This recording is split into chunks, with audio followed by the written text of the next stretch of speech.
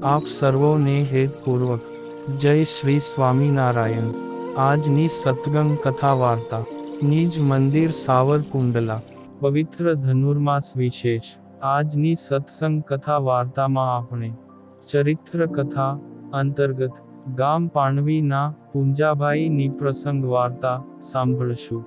જમરાળાથી થોડુંક આઘેરું પાણવી નામે નાનકડું ગામ આવેલું છે। આ પાણવી ગામમાં ડોડિયા સાંખના પૂંજાભાઈ નામે એક શૂરવીર રજપૂત મુમુક્ષુ વસતા હતા। એમના ઘરમાં પ્રભુની દયા હતી। ઘરે ભેંસુના દૂધાણા, જમીન, વાડી, ખેતર વગેરે સાધન પણ સારું હતું। પોતે ખેતીનું કામ કરતા પણ તેના અંતઃકરણમાં કાયમને માટે ભગવાનને ભેટવાનો સૂર રહ્યા જ કરતો હતો ને મનમાં વિચાર આવ્યા કરતો કે આપણા એવા મોટા ભાગ્ય ક્યાંથી હોય કે બોલતા, ચાલતા, હસતા, રમતા, મનુષ્ય અવતારમાં વિચરતા ભગવાનને આપણે દેખીએ। માટે આ અવસરે પ્રગટ પ્રભુને જરૂર મળવું, અને ન મળાય તો દરિયામાં પડીને મરવું, પણ પ્રભુને ભેટવું એ વાત સાચી, એમ મનમાં પાકી ગાંઠ વાળી લીધી। રાત દિવસ પૂંજાભાઈના મનમાં આવા વિચાર ઘોળાયા જ કરતા હતા। એક વખતે ભગવાન મેળવવાના વિચારમાં પૂંજાભાઈ એકતાર થઈ ગયા, અને ભગવાનને મેળવવા માટે નિર્ણય કર્યો કે આમ ઘેર બેઠા ભગવાન મળશે નહીં, માટે ચાલ તેના કનિક ઉપાય કરું। આમ વિચારીને સમુદ્ર નજીક જઈને વિચાર કર્યો કે સમુદ્રની વચ્ચે શ્રી મહાદેવજીનું મંદિર છે। આ મંદિર જ્યારે સમુદ્રમાન ભરતીના ઓઘ ઉછળે ત્યારે પાણીથી દટાઈ જાય છે, અને ચો તરફ પાણીના લોઢ ફરી વળે છે, અને પાછું મહાદેવજીનું મંદિર ચોખ્ખું થઈ જાય છે। આમ વિચાર કરીને મહાદેવજીના લિંગ વિગ્રહને બાથ ભરીને બેઠા, પણ પાણીના ઝપાટાથી બાથ મેલાઈ ગઈ, અને જળ પ્રવાહે તેને ધકેલીને કાંઠે કાઢી મૂક્યા। એટલે ફરીવાર મહાદેવજીની લિંગને બાથ ભરવા માટે ચાલતા થયા ત્યારે આકાશવાણીએ તેને કહ્યું કે શા માટે મરે છે? તારે ઘેર જા, ત્યાં તારા ગામમાં પ્રગટ ભગવાનના સંત આવ્યા છે।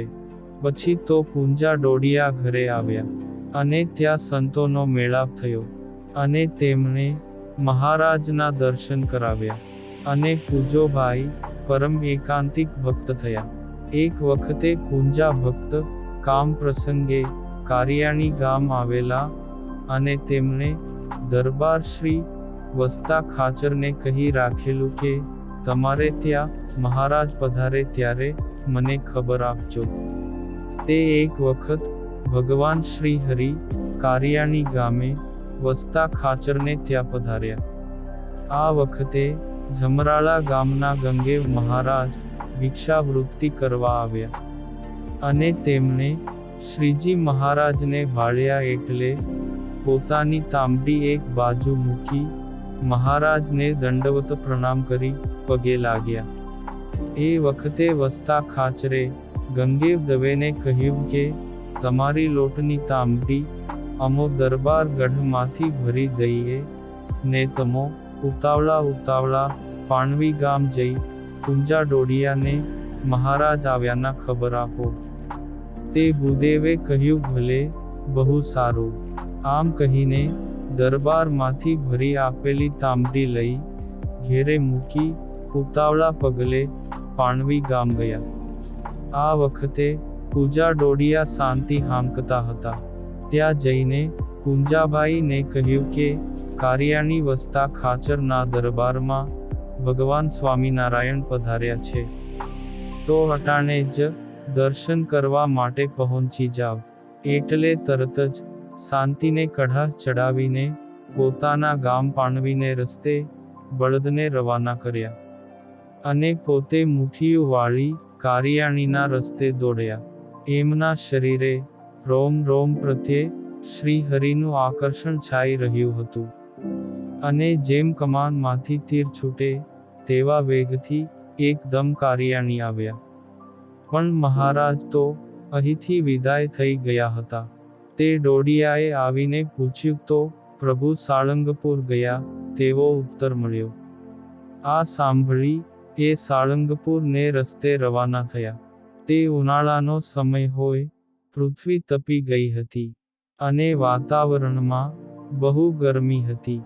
આવે વખતે મહાપ્રભુ માણકીને ખેલવતા અને કાઠી રાજવીઓ સાથે ઘોડાની ઘુમ્મરમાં સાળંગપુર ભણી જાતા હતા. રસ્તામાં સજેલી વજેલી ગામની નજીક ઊભેલા એક ખીજડાની છાયામાં શ્રી હરિએ વિસામો કર્યો. નાજા ભક્તે ગાદલી નાખી દીધી. તેના ઉપર પ્રભુ બેઠા. સોમલા ખાચર, સુરા ખાચર આદિક કાઠી રાજવીઓ પણ શ્રી હરિને ઘેરીને બેઠા.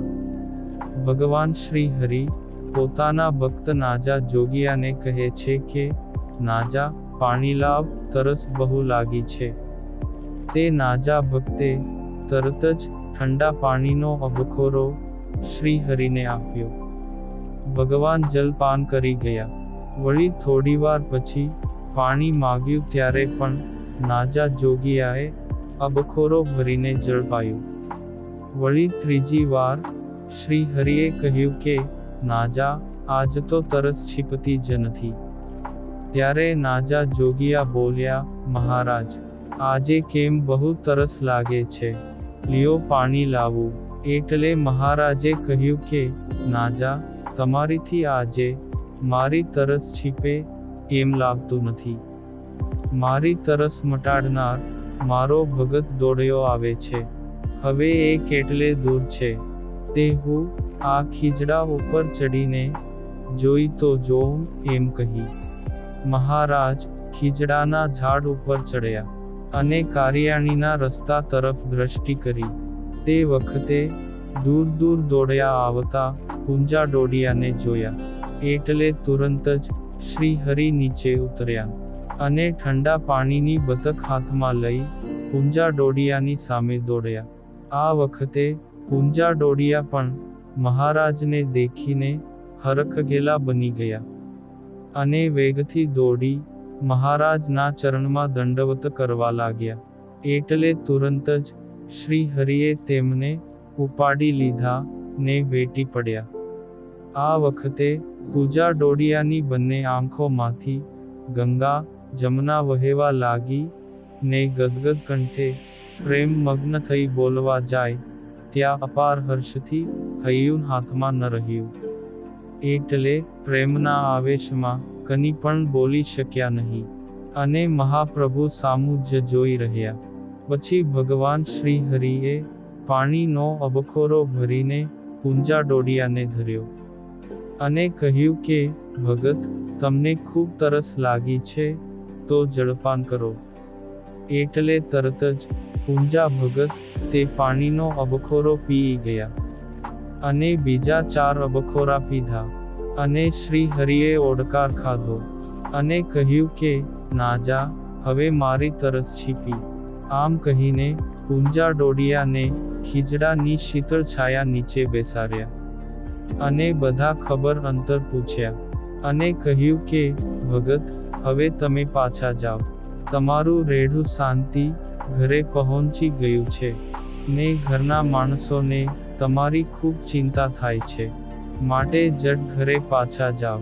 આમ કહી પૂંજા ડોડિયાને વિદાય કરીને માણીગર માવો માણકીએ અસવાર થઈ સારંગપુર પધાર્યા. આ પવિત્ર પ્રસંગ આજે પ્રેમી જનને વશ પાતળીઓ લેખમાંથી સાંભળ્યો અને હવે પછીની કથા વાર્તા આપણે આગળના ભાગમાં સાંભળશું. અત્યારે આપ સર્વોને ભાવથી જય શ્રી સ્વામિનારાયણ.